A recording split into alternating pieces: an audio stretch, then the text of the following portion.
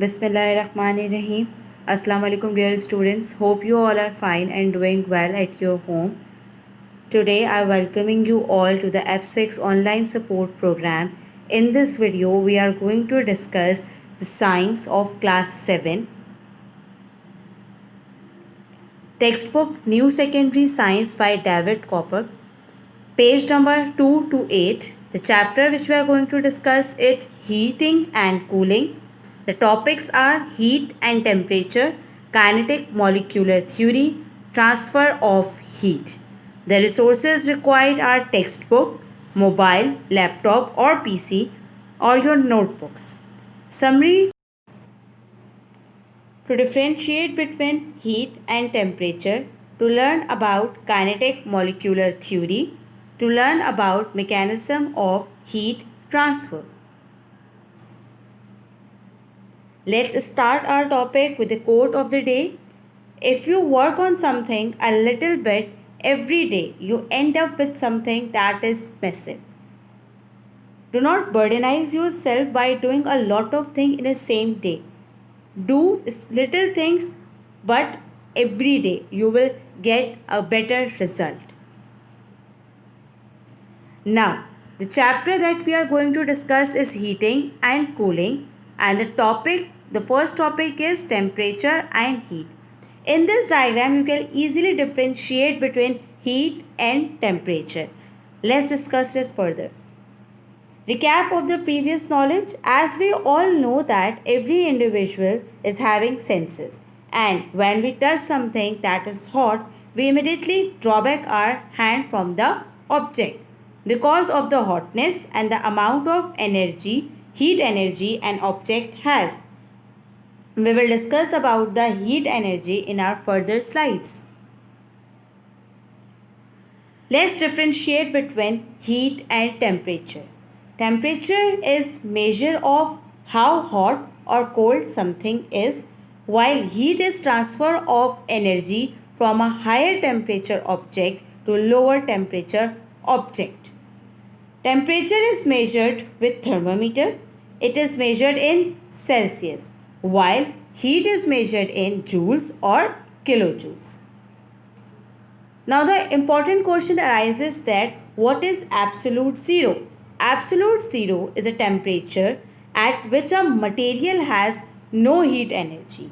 Means any material consume no heat energy. This temperature is minus 273 Celsius or 0 Kelvin.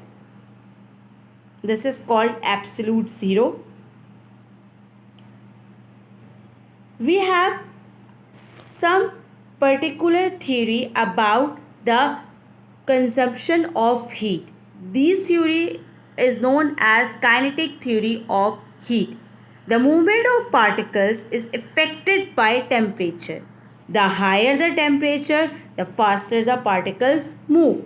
This is known as kinetic theory of heat.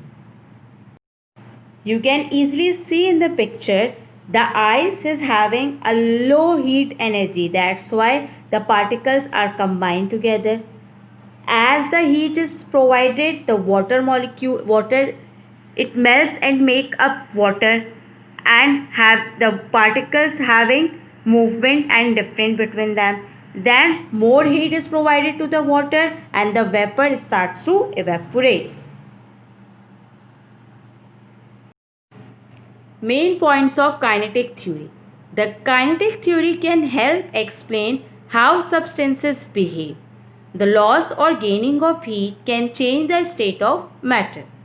The first important point of kinetic molecular theory is if a solid is warm, its particles move faster until some break free and become the part of liquid. Second is evaporation. If more heat is applied to a liquid, the particles move more faster to form a gas above it. This is a very common practice at our home.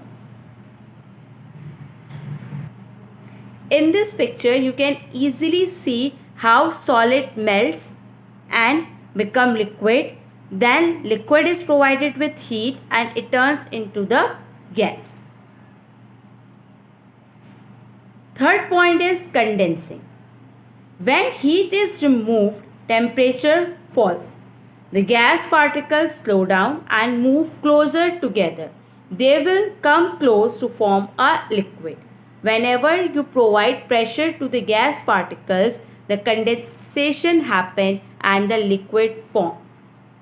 The fourth one is freezing. As a liquid cools, the particles slow down.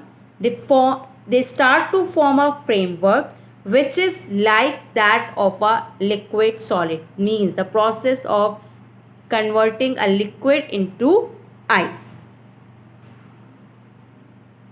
The fifth one is mass is conserved. Mass can neither be created nor destroyed, but it can change forms.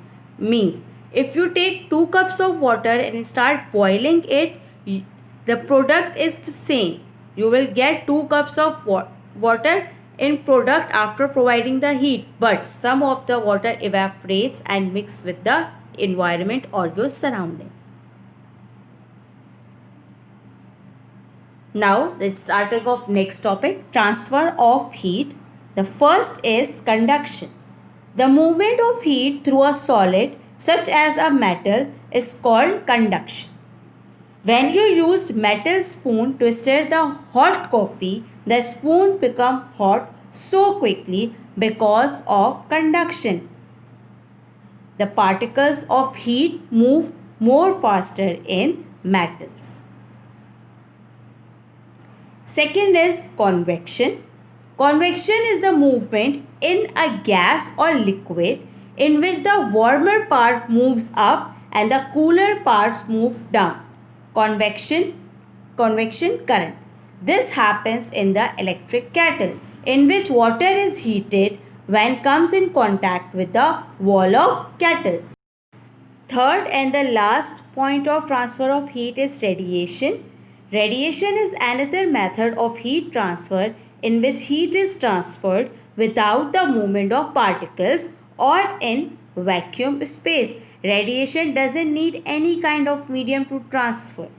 The best example of radiation is between the sun and the earth. You can easily see in the picture there is no particles or there is no such things in between the sun and the earth which transfer the heat. It is all the vacuum space. This is end. Now you have a small task to done, that is read the page numbers 2 till 8 that help you understanding the concept more clearly. Then observe in your surrounding the transfer of heat in daily life. Copy down the examples on sheet, not on your notebooks. Now I end up my lecture with that thought of the day.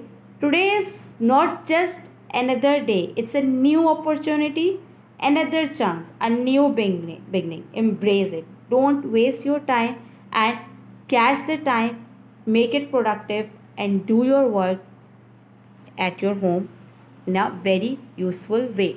Use your time and make it useful. Thank you. Take care. Allah Hafiz.